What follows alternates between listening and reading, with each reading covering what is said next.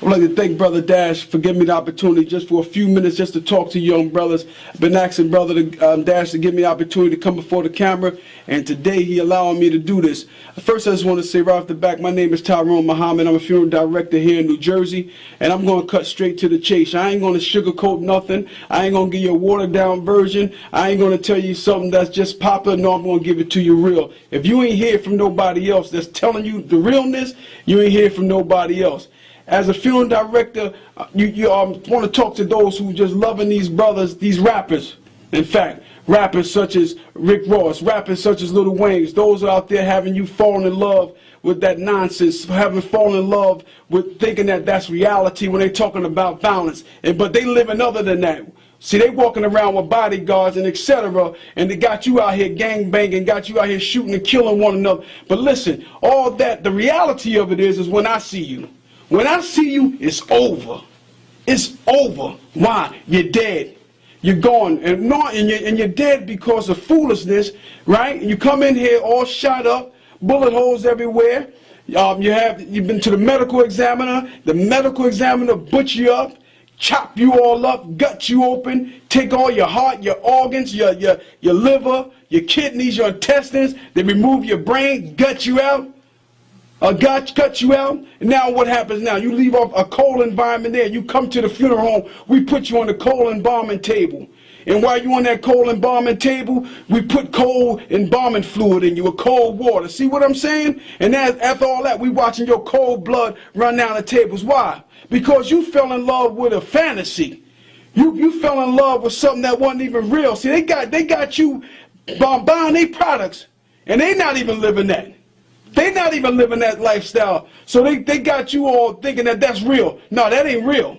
Real is when your mother is before me. Real is when your mother can't afford to pay for your funeral. Real is when I got to patch up those bullet wounds on you. See, that's real. See, that's real. See, Rick Ross ain't here to pay for your funeral.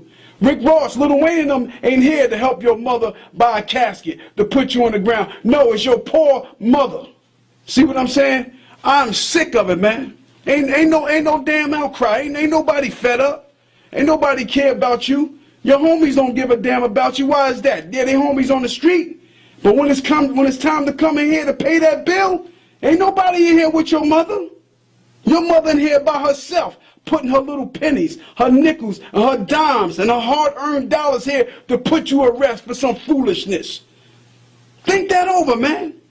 Think it over. I mean, I don't know nobody that want to rush to a grave. I just can't even see somebody trying to rush to get into a casket. To be down. Down for what, man? Think that over. Down for what? And at the day when they put you in that ground, and I've been to so many funerals, I've directed so many funerals, and after they eat that chicken and macaroni and cheese, get that Hennessy, smoke a little weed, you gone, man. Off to the next one, man. Everybody is profiting off the death of young black people. Everybody is profiting from it. The medical examiner, the hospitals, and the hospital profit even more. Because why? Because when you get shot and they trying to keep you alive, you ain't dead yet. They still keeping you alive by means of artificial, meaning that they can have a mechanical device on you keeping you alive, right? On a respirator. Or you close to death, they harvesting your organs. Taking your organs, man. Your kidneys, right? Taking your heart. And your mother and father know nothing about that. Right? But then they go sell your organs or put them right on the black market, should I say. So now your mother who don't have money, think this over. Think this over. Your mother who don't even have money to pay for your funeral, but yet your organs are so valuable that it's going over to somebody else on the market where they paying $25,000 and $50,000 and your mother see nothing of that. Right? Not only she lost her son, now his organs is being distributed to other people where they cashing in on it. Right? So you need to start thinking about this, man. Before you start going out here and talking about that you down with this set, down with that set, man, I'm telling you the real story is, man, you're going to end up in the funeral home. I'm telling you. And you probably say you ain't got nothing to live for. You got everything to live for, man.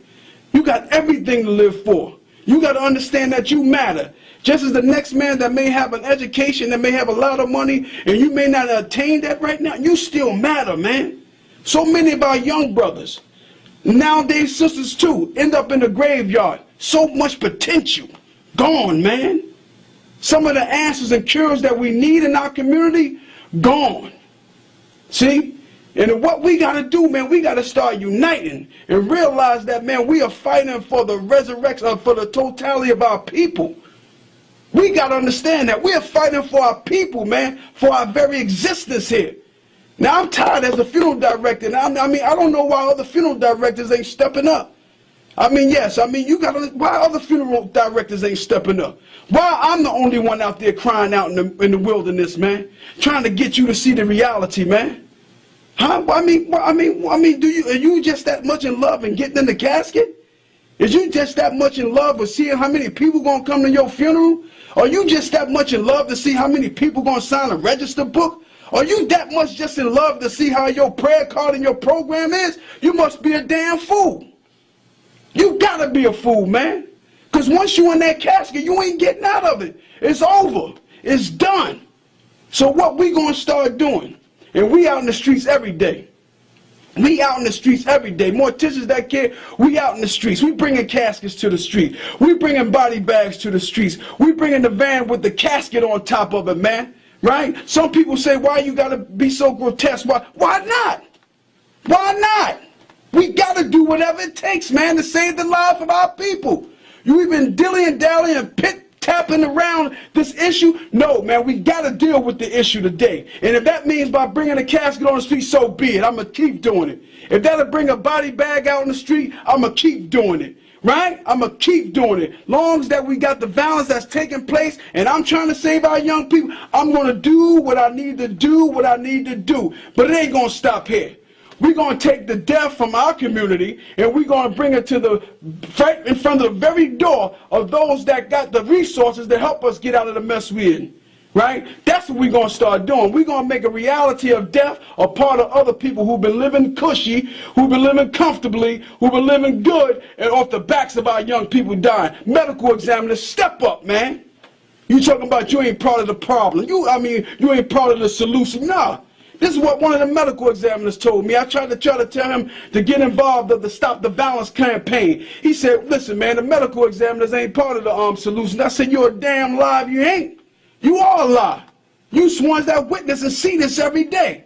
You mean to tell me that you don't care enough about I get it, because he don't look like you. I understand. I understand he ain't from the same educational background as you. I get it, right? But at the same time, you have a duty, man, that you were sworn by. Right? You have a duty. And you seeing so many of these children going to an early grave, man, when they should be going off to college and getting clothes for their graduation. I'm taking their clothes and burying them, man. Splitting them up the back. To put on them. Suturing up their skin, man, to put their flesh back together. I'm the one got to take the viscera in the bag and put that back in your stomach. I'm the one got to put the skull back and suture up your head, man. I don't take no damn delight in doing that. I'm fired up, man. I'm telling you, it's going to be a change. So you rappers, I'm telling you, we calling you out, man. We going to tear your brand down, man. I'm telling all the young people today, man, tell them, put that foolishness down, man. Don't buy another one of those records. They telling you to kill or pick up a gun. We don't want that. I don't care who it is. Because you know why? You should care. Because ain't none of them. Lil Wayne ain't coming to your funeral. You can forget that. Right? Rick Ross ain't coming to your funeral. You can forget that, brother. Right? So what we going to do, we going to make them feel our pain. we going to stop supporting them. If they can't raise the level of consciousness in the minds and hearts of our people, and they knowing damn well where they come from, man, from the inner city, and now you have attained a life that's giving you luxury, man, and you're going to turn your back on our people, man, and keep giving them this filth? Nah. We coming to you. We coming to your doorsteps. We bringing body bags. We bringing caskets, man. We bringing pictures, man. We gonna let you know, man, that we feel it here in the city. We gonna bring it to your doorstep. So I just want to appeal to the young people as I close out. I want you to really start thinking what I'm saying. I ain't here to scare you. I'm telling you the reality. See, they ain't gonna tell you the reality. I mean, it ain't all good, right? Cause you a shell, man. You gone, man. Right, you cut from here like that wide incision, right? That right here, you cut, man. Pull your flap over your chin, man. Skull is taken off. Brain is removed. Stuffed with newspaper, man. See, that's the real, man. And when you love somebody unconditionally, man, you give up the secrets. Ain't no secrets about this no more. It's all on YouTube, all on the internet on how people are embalming the day. But the fact of the matter is, ain't nobody saying nothing about the young black people dying, man. I mean, everybody on street corners nowadays saying this and that. No, we try to take it to another level, man. We got to take it to another level. We telling the radio stations. We calling them out, man. Stop playing all that damnable music that's harming our people, man.